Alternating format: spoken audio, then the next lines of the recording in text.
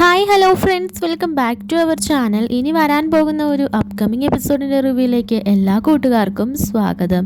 അങ്ങനെ നമ്മുടെ നയനയാണെങ്കിൽ ആകെ വിഷമത്തിലിരിക്കുകയാണ്. അതായത് നല്ല സഹോദരങ്ങളെ പോലെ, ചേട്ടതി അനീത്തിയൊക്കെ പോലെ നല്ല സന്തോഷത്തോടെ ജീവിച്ചിരുന്നവരായിരുന്നു ദേവയാനിയും അതുപോലെ തന്നെ ജാനകിയും. അപ്പോൾ അവരുടെ ഇടയിൽ ഇത്രയും പ്രശ്നങ്ങളും വഴക്കും ഒക്കെ ഉണ്ടാകാൻ എന്തൊക്കെ പറഞ്ഞാലും ചെറിയ രീതിയിലെങ്കിലും കാരണക്കാരി ഞാനും കൂടെ ആണല്ലോ, എൻ്റെ പേര് പറഞ്ഞിട്ടാണല്ലോ എന്നൊക്കെ ഓർത്ത് നല്ല വിഷമത്തിലാണ് നമ്മുടെ നയന. ഇവരെ എങ്ങനെയെങ്കിലും ഒരുമിപ്പിക്കണം, അല്ലാതെ രക്ഷയില്ല എന്ന് പറയാൻ കേട്ടോ. അല്ലാതെ എൻ്റെ മനസ്സിന് ഒരു സമാധാനമോ സന്തോഷമോ ഒന്നും തന്നെ ഇല്ല എന്ന് പറഞ്ഞ് ആകെ വിഷമിച്ചിരിക്കുകയാണ് കേട്ടോ നമ്മുടെ നയന. ഇതേ സമയത്ത് നമ്മുടെ നവ്യ ആണെങ്കിൽ ഇങ്ങനെ ഓരോ ആവശ്യങ്ങൾക്കായിട്ട് അഭിനയും അതുപോലെ തന്നെ ജലജയും വിളിക്കുമ്പോൾ അവസാനം സഹി കേട്ടിട്ട് ജലജ പറയുന്നുണ്ട്, ഇനി നിനക്ക് വേണ്ടി ഞാൻ ഒന്നും ചെയ്യുന്നില്ല എന്നൊക്കെ പറയാൻ കേട്ടോ. അങ്ങനെ ജലജയുടെ പൊയ്മുഖം നമ്മുടെ മുത്തച്ഛൻ്റെ മുത്തശ്ശിയുടെ മുമ്പിൽ ഇങ്ങനെ തുറന്ന് കാണിക്കുകയാണ് നവ്യ. എല്ലാ തെളിവുകളോടെ ഇങ്ങനെ കാണിക്കുമ്പോഴത്തേന് അത് കണ്ട മുത്തശ്ശനും അതുപോലെ തന്നെ ദേവയാനിയും എല്ലാം ചൂടാവുന്നുണ്ട്. ഇത്രയും ഗർഭിണിയായ ഒരു പെണ്ണിനെ അതുപോലെ സൂക്ഷിക്കണം, നോക്കണം എന്നൊക്കെ ഈയിടയ്ക്കും കൂടെ ഡോക്ടർ പറഞ്ഞതേ ഉള്ളൂ. എന്നിട്ട് നിങ്ങൾ ഇങ്ങനെയൊക്കെ കാട്ടിക്കൂട്ടുന്ന അത്ര ശരിയായ നടപടിയല്ല, നിനക്കൊക്കെ എന്താണ് എന്നൊക്കെ ഇങ്ങനെ ചോദിച്ച് വഴക്കുണ്ടാക്കുന്നുണ്ട് കേട്ടോ. അപ്പോൾ മുത്തശ്ശനും പറയുന്നുണ്ട്, ജലജെ ഞാൻ പണ്ടേ ഒരു കാര്യം പറഞ്ഞിരുന്നു, ഈ നമ്മുടെ കുടുംബത്തിൽ ആദ്യമായിട്ട് പിറക്കാൻ പോകുന്ന കുഞ്ഞാണ്, ആ കുഞ്ഞിന് ഒരു ആപത്തും സംഭവിക്കരുത്, ആ കുഞ്ഞിനും കുഞ്ഞിൻ്റെ അമ്മയ്ക്കും അത് നിന്നോട് പറഞ്ഞിട്ടുള്ള കാര്യമാണ്. എന്നിട്ട് നീ ഈ വിഷയത്തിൽ ഇങ്ങനെ അപാകത കാണിച്ചാൽ ഞാൻ പറഞ്ഞല്ലോ, എൻ്റെ സ്വത്തിൻ്റെ ഒരു അംശം പോലും ഞാൻ നിനക്ക് തരില്ല, നിൻ്റെയൊക്കെ സ്വഭാവം നന്നാക്കിയിട്ട് ഞാൻ അതിലൊരു അംശമെങ്കിലും തരുള്ളൂ എന്നൊക്കെ ഇങ്ങനെ പറയുന്നുണ്ട് കേട്ടോ. അങ്ങനെ ആകെ കലിപ്പിലും മുത്തശ്ശനും മുത്തശ്ശിയൊക്കെ പോകുന്നുണ്ട്. അപ്പോൾ ഇത് ഓർത്തിട്ട് ആകെ ടെൻഷനും അടിച്ച് വിഷമത്തിൽ ആകെ ദേഷ്യപ്പെട്ട് ഇങ്ങനെ ഇരിക്കുകയാണ് നമ്മുടെ ജലജ. ഈ സമയത്ത് നമ്മുടെ അനാമിക ഇങ്ങനെ ചിന്തിക്കുകയാണ്, അതായത് എന്തായാലും അമ്മയും അതുപോലെ തന്നെ വല്യമ്മയൊക്കെ തമ്മി എന്തായാലും നല്ല രസത്തിലല്ല, പിന്നെ അമ്മ എല്ലാ കാര്യത്തിലും എനിക്ക് സപ്പോർട്ടുമാണ്, അതുപോലെ തന്നെ ജലജ അപ്പച്ചി ആണെങ്കിലും എല്ലാ കാര്യത്തിലും എനിക്ക് കൂട്ടാണ് നിൽക്കുന്നത്. അവരുടെ ഒരുമാതിരി എല്ലാവരും ഇങ്ങനെ തമ്മി തല്ലിപ്പിക്കുന്ന ഒരു ഇതായതുകൊണ്ട് ഏതായാലും എനിക്ക് അവർ നല്ല രീതിയിൽ സപ്പോർട്ട് ചെയ്യുന്നുണ്ട്. പക്ഷേ നവ്യ ആണെങ്കിൽ അവരെ ഇങ്ങനെ പേടിപ്പെടുത്തുന്നത് കൊണ്ട് എൻ്റെ അടുക്കൽ നിന്ന് അവർ വലിഞ്ഞു പോകും, പിന്നെ അവളുടെ സപ്പോർട്ടായി മാറുമോ എന്നാ പേടി. അതുമല്ല, നവ്യയ്ക്ക് എന്നോട് ഇച്ചിരി ഒരു ഇതുണ്ട്, കലിപ്പുണ്ട്. അതുകൊണ്ട് എൻ്റെ എതിരാളിയായിട്ട് നിൽക്കുന്നത് എന്തൊക്കെ പറഞ്ഞാലും നയനയല്ല, നവ്യാണ്. അതുകൊണ്ട് നവ്യനെ ഒന്ന് സൂക്ഷിക്കണം, ജലജപ്പച്ചീനെ ഒന്ന് ഇളക്കി വിട്ടില്ലെങ്കിൽ നവ്യ എൻ്റെ നേൽക്ക് തിരിയും എന്നൊക്കെ ഇങ്ങനെ ആലോചിച്ച് നമ്മുടെ അനാമികയാണെങ്കിൽ ജലജയുടെ അടുക്കിലേക്ക് പറഞ്ഞിട്ടുണ്ട്. എന്നിട്ട് എന്ത് പറ്റി, എന്താ ഇങ്ങനെ വിഷമിച്ചിരിക്കുന്നത് എന്നിങ്ങനെ ചോദിക്കുമ്പം നിനക്കറിയത്തില്ലേ എന്ത് പറ്റിയെന്ന്. എന്നിട്ട് പിന്നെ പ്രത്യേകം ചോദിക്കേണ്ട കാര്യമൊന്നുമില്ലല്ലോ, എന്തിനാ എന്നോട് ഇങ്ങനെ ദേഷ്യപ്പെടുന്നത്, ഞാനൊന്നും ചെയ്തില്ലല്ലോ എന്ന് പറഞ്ഞിട്ട് മരുമകൾ കാരണം സമാധാനം ഇല്ല അല്ലേ. മരുമകൾ ഇങ്ങനെ ഓരോ വീഡിയോസും എടുത്ത് ഇങ്ങനെ ഓരോ കുറ്റപ്പെടുത്തലും ഒക്കെ കാണിച്ച് എല്ലാവരുടെ മുമ്പിൽ ഇങ്ങനെ തെളിവുകൾ നേരത്തുമല്ലേ, അപ്പോൾ പിന്നെ ജലജയപ്പച്ചിക്ക് ഇങ്ങനെ നിൽക്കാൻ പറ്റില്ലല്ലോ, അതിൻ്റെ വിഷമമല്ലേ എന്നൊക്കെ ഇങ്ങനെ ചോദിക്കുന്നുണ്ട് കേട്ടോ. ഈ സമയത്ത് ജലജ പറയുന്നുണ്ട്, എല്ലാം അറിയാമല്ലോ, പിന്നെ തന്നെ ഇങ്ങനെ ചോദിക്കുന്നത്, എൻ്റെ മോന് പറ്റിയ ഏറ്റവും വലിയ അബദ്ധമാണ്, അവൻ ഇങ്ങനത്തെ ഒരു അബദ്ധം കാണിക്കുന്നത് ഞാൻ ഒരിക്കലും ചിന്തിച്ചില്ല എന്നൊക്കെ പറയുമ്പോൾ അനാമികയും പറയുന്നുണ്ട്, ദേ കുഞ്ഞ് ജനിക്കുന്നതിന് മുൻപേ ഇത്രയും പ്രശ്നങ്ങൾ, ഇനി ആ കുഞ്ഞ് ഇവിടേക്ക് നിന്ന് പിറന്ന് വീണാൽ പിന്നെ മൊത്തം ആയയുടെ പണിയായിരിക്കുമല്ലോ വല്യമ്മയ്ക്ക് എന്നൊക്കെ ഇങ്ങനെ പറയുന്നുണ്ട് കേട്ടോ. അപ്പോഴത്തേക്കിനും ആയയുടെ പണിയോ, അതൊക്കെ ഞാൻ എടുക്കുമെന്ന് നിനക്ക് തോന്നുന്നുണ്ടോ എന്നൊക്കെ ഇങ്ങനെ ചോദിക്കാൻ കേട്ടോ. ഈ സമയത്ത് അനാമിക പറയുന്നുണ്ട്, ഞാനൊരു കാര്യം പറയാം, എന്തായാലും ഇങ്ങനെ ഇപ്പം ആ കുഞ്ഞ് ഇവിടെങ്ങാനും പിറക്കുകയാണെങ്കിൽ പിന്നെ എല്ലാവരുടെ മുമ്പിൽ ഒരു വേലക്കാരിയായിട്ട് മാറും, അത് നോക്കിക്കോ എന്നൊക്കെ പറഞ്ഞിട്ട് ഇങ്ങനെ കളിയാക്കുന്നൊക്കെ ഉണ്ട് കേട്ടോ അനാമിക. ഇപ്പോഴേ ഇത്രയും, അപ്പോൾ നവ്യ ഇനി കുഞ്ഞും കൂടെ ഉണ്ടായി കഴിയുമ്പോൾ എന്തൊക്കെ പുകിലായിരിക്കും ഇവിടെ ഉണ്ടാക്കുന്നത് എന്നൊക്കെ ഇങ്ങനെ പറഞ്ഞ് എരിപിരി കയറ്റുകയാണ് കേട്ടോ. അങ്ങനെ എന്നിട്ട് അനാമിക അങ്ങനെ തിരികെ പോവുകയാണ്. ഈ സമയത്ത് ജലജ ഇങ്ങനെ ചിന്തിക്കുന്നുണ്ട്, അനാമിക പറഞ്ഞതിലും കാര്യമുണ്ട്, നവ്യയുടെ വയറ്റിൽ കുഞ്ഞുള്ളപ്പോൾ സമയത്ത് തന്നെ ഇത്രയും പ്രശ്നങ്ങളും എന്നെ കൊണ്ട് പ്രതികാരം ചെയ്യിപ്പിക്കലൊക്കെയാണ്. അപ്പോൾ പിന്നെ ആ കുഞ്ഞുണ്ടായി വീണ് കഴിഞ്ഞാൽ പിന്നെ എന്തൊക്കെ പുകിലായിരിക്കും ഇവിടെ നടക്കുന്നത്, പിന്നെ എനിക്കൊന്ന് വിശ്രമിക്കാൻ പോലും സമയം കിട്ടത്തില്ല. അതുമല്ല, കുഞ്ഞുണ്ടായി കഴിഞ്ഞാൽ പിന്നെ അവൾ ഈ വീട്ടിൽ എന്നെന്നും നിലനിൽക്കുകയും ചെയ്യും. അതിനു മുൻപ് എങ്ങനെയെങ്കിലും പറഞ്ഞു വിട്ടാലേ നടക്കുകയുള്ളൂ. ആ കുഞ്ഞില്ലാതായ പിന്നെ അവൾ ഗർഭിണിയാകത്തില്ലെന്നോ കുഞ്ഞുങ്ങളുണ്ടാകത്തില്ലെന്നോ എന്നൊക്കെ പറഞ്ഞ് എങ്ങനെയെങ്കിലുമൊക്കെ നമുക്ക് ഒഴിവാക്കി വിടായിരുന്നു, എന്തെങ്കിലും ചെയ്യണം എന്നിങ്ങനെ പറഞ്ഞിട്ട് നേരെ ഒരു ചായ തരുമോ എന്ന് ചോദിച്ച് അടുക്കളയിലേക്ക് ചെല്ലുന്നുണ്ട്. ഈ സമയത്ത് നമ്മുടെ ജാനകി ആയിരിക്കും അവിടെ ചായ വെച്ചിട്ടുണ്ടായിരിക്കുന്നത്.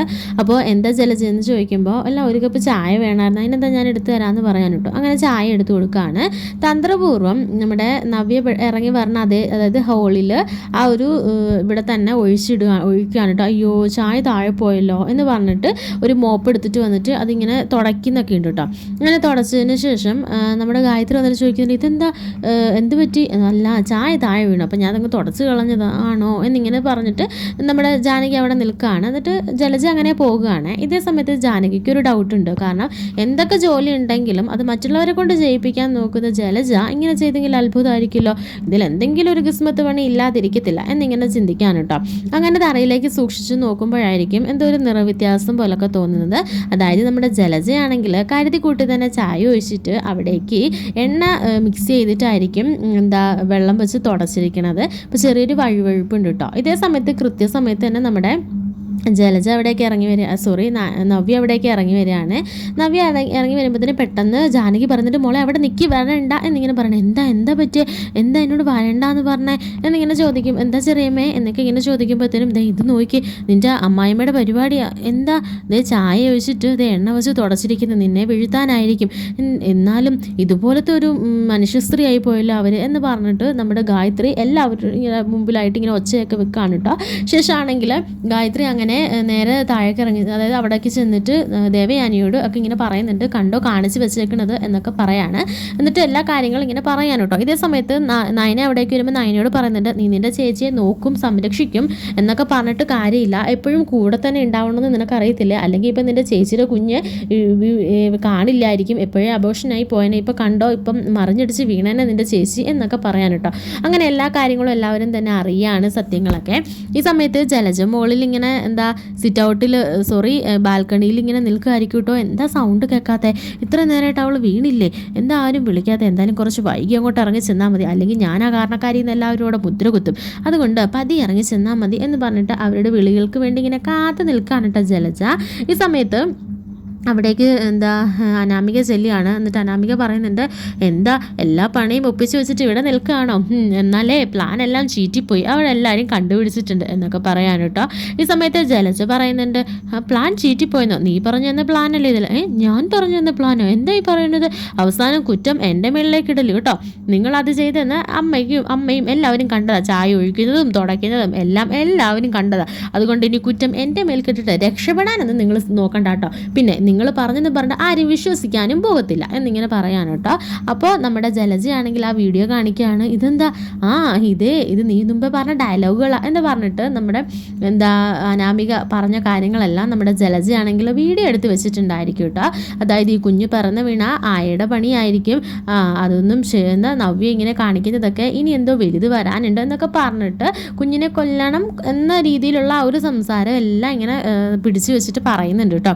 അതിങ്ങനെ കാണിച്ചുകൊണ്ടിരിക്കുന്ന സമയത്തായിരിക്കും അവിടേക്ക് ദേവയാനിയും അതുപോലെ തന്നെ ജാനകിയും കൂടെ പറഞ്ഞത് ഇത് കേട്ടുകൊണ്ട് വരികയാണ് കേട്ടോ. ആ സമയത്ത് നമ്മുടെ ജലജ പറയുന്നുണ്ട്, ഇതൊന്നുമല്ല മറ്റൊരു സത്യം കൂടെ എല്ലാവരുടെ മുമ്പിൽ ഞാൻ തുറന്ന് കാണിക്കുന്നുണ്ട്, അന്ന് നന്ദുവിന് ആക്സിഡൻറ്റ് പറ്റിയെന്ന് പറയേണ്ട കള്ള ഫോൺ വിളിച്ചത് നീയല്ലേ, അതെനിക്ക് നന്നായിട്ട് അറിയാം, അതുകൊണ്ട് നീ കൂടുതൽ വിളയാൻ നിൽക്കല്ലേ എന്നിങ്ങനെ പറയാണ് കേട്ടോ.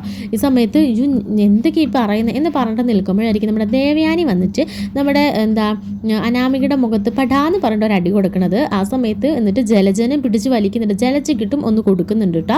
എന്നിട്ട് പറയുന്നുണ്ട്, എന്തൊക്കെ ഇവിടെ നടക്കുന്നത്, ഇപ്പോഴല്ലേ മനസ്സിലായത് ഇതെല്ലാം ആരുടെ കുരുട്ടു ബുദ്ധിയാണെന്നൊക്കെ, അന്ന് നന്ദുവിന് ആക്സിഡൻറ്റ് പറ്റിയെന്ന് പറഞ്ഞിട്ട് നയനനെ ഇവിടുന്ന് വിളിച്ചിറക്കിക്കൊണ്ട് പോയിട്ട് എല്ലാവരുടെ മുമ്പിൽ അവളെ തെറ്റുകാരിയാക്കാൻ നോക്കിയത് നീയാണല്ലേ എന്ന് പറഞ്ഞിട്ട് അപ്പോൾ ഉടനെ ജാനകി ചോദിക്കുന്നുണ്ട്, എന്നാലും ഒരു കുഞ്ഞിനെ കൊല്ലാൻ നീ കൂട്ടു നിന്നല്ലോ, നിന്നെ എൻ്റെ മകളെ പോലെയല്ല ഞാൻ കണ്ടത്, നിനക്ക് വേണ്ടിയിട്ടല്ല എല്ലാവരോടും ഞാൻ പോര് കുത്തിയതും അടിച്ചതും വഴക്കുണ്ടാക്കിയതും എല്ലാവരുടെ മുമ്പിൽ ഞാൻ തെറ്റുകാരിയായത്, എന്നാലും കൊള്ളാം, നിൻ്റെ മനസ്സെത്ര ദുഷിച്ചതാണ് എന്നൊക്കെ പറഞ്ഞിട്ട് ഇങ്ങനെ അനാമികനെ പിടിച്ച് വലിച്ചുകൊണ്ട് വന്ന് ഹോളിലേക്ക് ഇങ്ങനെ ഇരുത്തുന്നുണ്ട് കേട്ടോ. എന്നിട്ട് എല്ലാവരുടെ മുമ്പിൽ ഇങ്ങനെ പറയുന്നുണ്ട്, ആ സമയത്ത് മര്യാദയ്ക്ക് ഇവിടെ നിന്ന് ഇറങ്ങിക്കോണം എന്നൊക്കെ പറഞ്ഞ് ഇങ്ങനെ ദേഷ്യപ്പെടുന്നൊക്കെ ഉണ്ട് കേട്ടോ.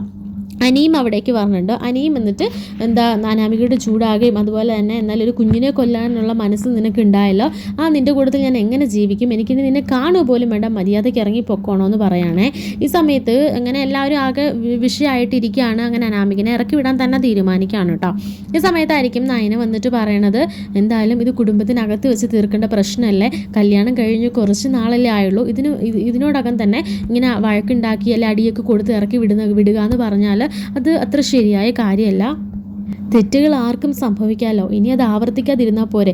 അതുകൊണ്ട് വീട്ടിനുള്ളിൽ വെച്ചിട്ട് എന്തെങ്കിലും ശിക്ഷ കൊടുക്കുന്നതല്ലേ നല്ലത്. ഇങ്ങനെ വീട്ടിലേക്ക് ഇപ്പോൾ പറഞ്ഞു വിട്ടാൽ അവരുടെ അച്ഛനും അമ്മയും എത്രമാത്രം വിഷമിക്കും. അതുകൊണ്ട് ഒന്ന് ആലോചിച്ചിട്ട് പോരെ അനി. അതുപോലെ കുടുംബ ബന്ധം എന്ന് പറയണത് അത് ഒരു താലിച്ചരടിൽ ഒതുങ്ങുന്നതല്ല, അതിന് വലിയൊരു ആത്മബന്ധം തന്നെയുണ്ട്. അതുകൊണ്ട് ഇത്രയും പെട്ടെന്ന് തന്നെ നീ അത് പൊട്ടിച്ചെറിയല്ലേ എന്നൊക്കെ പറയാണ് കേട്ടോ. അങ്ങനെ നയനയുടെ അഭ്യർത്ഥന പ്രകാരം എല്ലാവരും അത് അങ്ങ് സ്വീകരിക്കണം കേട്ടോ. അതായത് അനാമികനെ ഇറക്കി വിടണ്ട, പകരം അനാമികയ്ക്ക് ആ ഒരു അർഹമായ ഒരു ശിക്ഷ കൊടുക്കണം എന്നിങ്ങനെ തീരുമാനിക്കുകയാണ് കേട്ടോ. ഇതേ സമയത്ത് ജാനകി പറയുന്നുണ്ട്, അന്ന് വിവാഹവേദിയിൽ വെച്ച് ജലജയാണ് എന്നെ ഓരോന്ന് പറഞ്ഞ് ഇങ്ങനെ തെറ്റിദ്ധരിപ്പിച്ചതും കുത്തിത്തിരിപ്പിച്ചതും. അതുകൊണ്ടായിരിക്കാം ഞാൻ അന്ന് മുതൽ നയനയോട് എതിർത്ത് നിന്നതും അതുപോലെ തന്നെ ഇത്രയും വിഷയങ്ങൾ ഈ വീട്ടിലുണ്ടായതും. എന്തായാലും എൻ്റെ പൊട്ടബുദ്ധിക്ക് ഞാനും പലത് ചെയ്തു, എല്ലാവരും എന്നോടൊന്ന് ക്ഷമിക്കണം. ഇപ്പോഴാണ് നല്ലതും ചീത്തയും ശരിക്കും എൻ്റെ കണ്ണിൽ ദൈവം കാണിച്ചു തന്നത്. നയനെ, നിന്നോട് ഞാൻ ക്ഷമ ചോദിക്കുകയാണ്. ഞാൻ നിന്നെ ഇത്രയും കുറ്റപ്പെടുത്തിയതിനും അകറ്റി നിർത്തിയതിനും എല്ലാം തന്നെ ഈ ചെറിയമ്മയോട് നീ ക്ഷമിക്കില്ലേ എന്നൊക്കെ ചോദിക്കുകയാണ് കേട്ടോ. അങ്ങനെ അന്നത്തെ ആ ഒരു ഇതോടുകൂടി എല്ലാം കലങ്ങി തെളിയാണ്. അങ്ങനെ നല്ല മനസ്സിനുടമ ആരാണെന്നും എന്നാൽ ഒരു കനലോടുകൂടിയാണ് ആ കുടുംബത്തിലേക്ക് കയറി വന്നത് അനാമികയെന്ന്